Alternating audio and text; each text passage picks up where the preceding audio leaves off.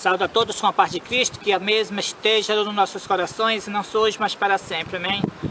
Vou apresentar este vídeo, é sobre a profecia das duas testemunhas de Deus. Olha, vou logo avisar que tem teorias falsas aí, uma teoria que as duas testemunhas é Moisés e Elias. Então nós vamos analisar, vou mostrar para vocês que não é Moisés e Elias, as duas testemunhas da qual fala Apocalipse capítulo 11 e o verso 3 em diante, diz assim: darei as minhas duas testemunhas, que profetizarão por 1260 dias, vestidas de pano de saco. Aqui, 1260 dias, em profecia, significa um dia profético. É como se for um ano. Então aqui é 1260 anos, vestida de saco, pano de saco, as duas testemunhas vai profetizar, certo? Isto ocorreu do ano 538 até, ou seja, do ano 536 até o ano de 1793, dá 1260 dias, ou seja, 1260 anos. As duas testemunhas profetizou vestido de pano de saco, certo? Olha, aqui pano de saco, alguém vestiu ela. Quem fez isso? Foi o papado. Pegou, vestiu as duas testemunhas de pano de saco, ou seja, prendeu as duas testemunhas. Prendeu, né? Olha, as duas testemunhas, vou dizer claramente para vocês, é a Bíblia Sagrada, as duas testemunhas.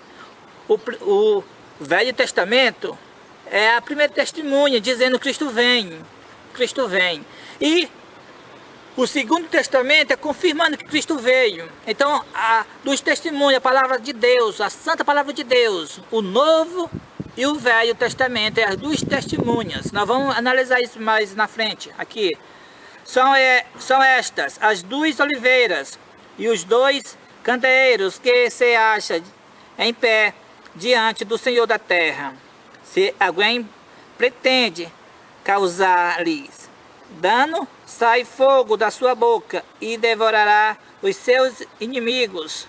Sim, se alguém pretender causar-lhe dano, certamente deve morrer. Elas têm autoridade para fechar o céu, para que não chova durante os dias em que profetizarem. Tem autoridade também sobre as águas, para convertê-las em sangue, bem como para ferir a terra com toda sorte de flagelos, tantas vezes quantas quiserem. Então aqui é o poder da palavra de Deus. Vocês viram como Elias, pela palavra de Deus, ele orou, né, e não choveu, né, pela palavra de Deus. Moisés fez com que as águas se tornassem em sangue. Então a profecia prediz também, a profecia bíblica, que nos últimos dias as águas vão se tornar em sangue. Então as profecias da Bíblia, do Velho e do Novo Testamento, se cumprem conforme está escrita, predito nas profecias, né? Então nós vamos mais para frente, diz aqui no verso 7: quando tiverem então concluído o testemunho que deve dar, a besta que surge do abismo pelejará contra elas e as vencerá e matará. Aqui diz que ia passar 1260 dias vestido de pano de saco, ou seja, a Bíblia ia passar 1260 anos presa, ia ser anunciada. Mesmo assim, era presa lá no Vaticano, presa pela Igreja Católica, não ia deixar de existir. Contudo, houve servos de Deus levar a mensagem para o tempo deles, que foi no tempo da Idade Média. Eles copiavam a Bíblia em porções. Existia poucos exemplares circulando, porque eram perseguidos quem tinha um exemplar. Muitos foram à fogueira, foram mortos pela Inquisição da Igreja Católica, porque eles apenas criam na Bíblia. Era pego com a Bíblia na sua casa. Isso era motivo de ser morto pela Igreja Católica. Eles faziam isso, o povo da Igreja Católica, a liderança da Igreja Católica, o papado fazia isso, né? Então, quando tiver acabado o seu testemunho, que foi no ano de 1793, a besta que sobe do abismo não era mais agora a besta do mar, porque quem prendeu a Bíblia foi a besta do mar, que simboliza o papado da Igreja Católica. Mas agora a besta que sobe do abismo ia fazer guerra contra as duas testemunhas, que é contra a Bíblia. Isto representa o poder ateísmo da França. Foi a França no ano de 1793. Vamos continuar mais aqui. E o seu cadáver ficará estirado na praça da grande cidade, que espiritualmente se chama Sodoma e Egito, onde também o seu Senhor foi crucificado. Então, na França, em Paris, saiu no poder legislativo a lei para queimar todas as Bíblias. Então, extinguir a Bíblia da nação. Então, lá se cumpriu essa profecia, a besta que subiu do abismo, a França, no ano de 1793.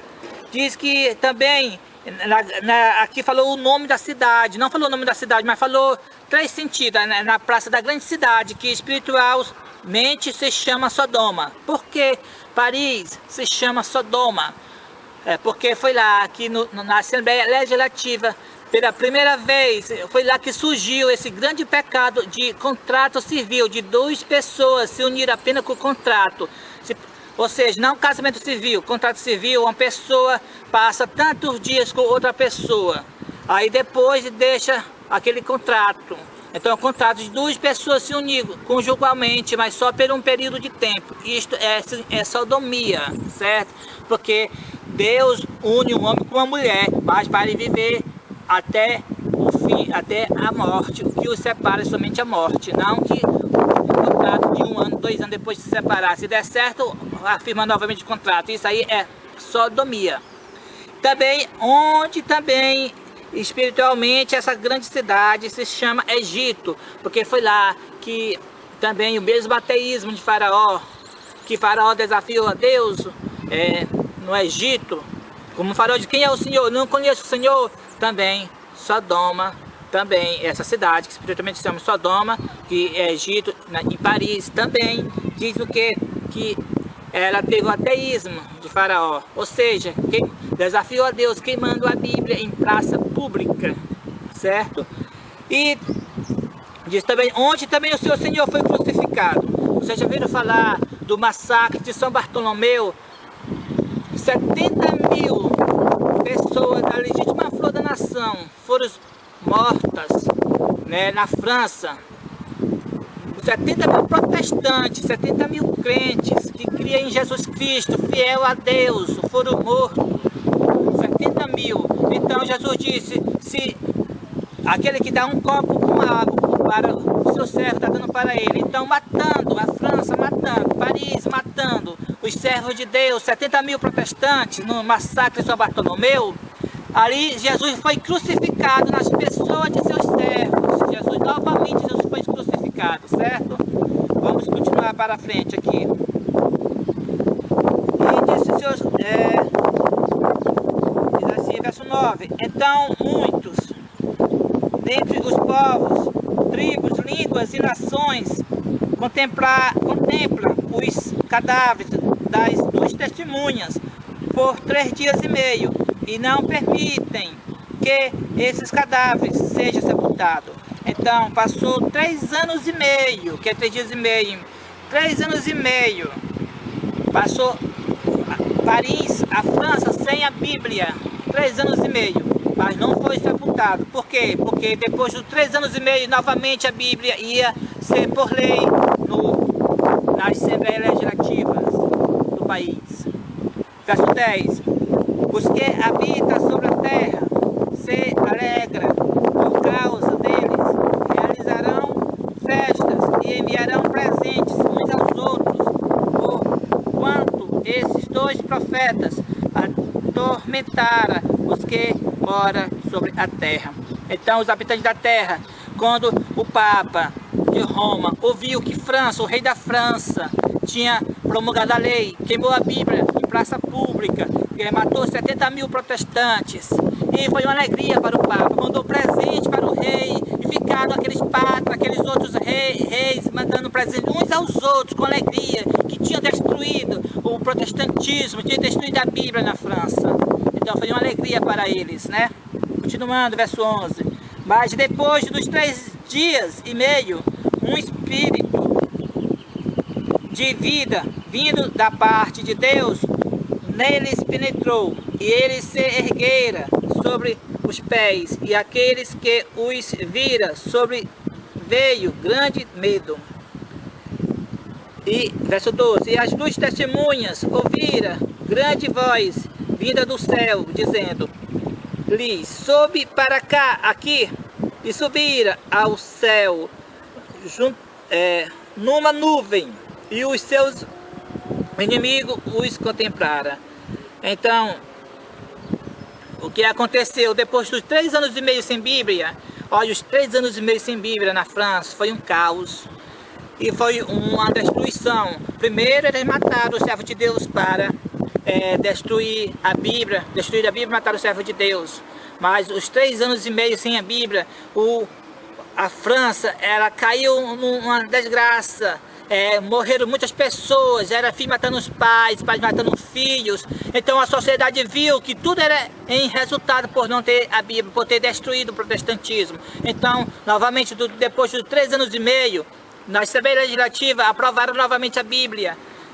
Então, as 2 testemunhas que a Bíblia viram uma voz do céu dizendo, sobe para aqui, representa que quando foi no ano de 1804, organizaram a Sociedade Bíblica Britânica e Estrangeira, e assim em várias partes da Europa surgiram mais Sociedade Bíblica e milhares de filiais. E hoje, cada uma pessoa, se quiser, tem uma Bíblia na sua casa ou mais. Por quê? Porque subiu ao céu simboliza a ampliação, tantas Bíblias, ou seja, longe está do homem destruir a santa palavra de Deus. Nunca vai ser destruída a santa palavra de Deus. Essas 2 testemunhas vai permanecer por toda a eternidade. A Bíblia Sagrada, o Novo e o Velho Testamento, permanecerá para todo o sempre. Nunca vai ser destruída. Que Deus nos abençoe, que nós permaneça crendo nessa santa palavra, que as profecias que está escrito aqui vai se cumprir. Todas elas vão se cumprir. Milhares já se cumpriram e outras ainda estão se cumprindo agora. E outras vão se cumprir agora, no futuro muito próximo. Que Deus nos abençoe, não só hoje, mas para todo sempre. Amém.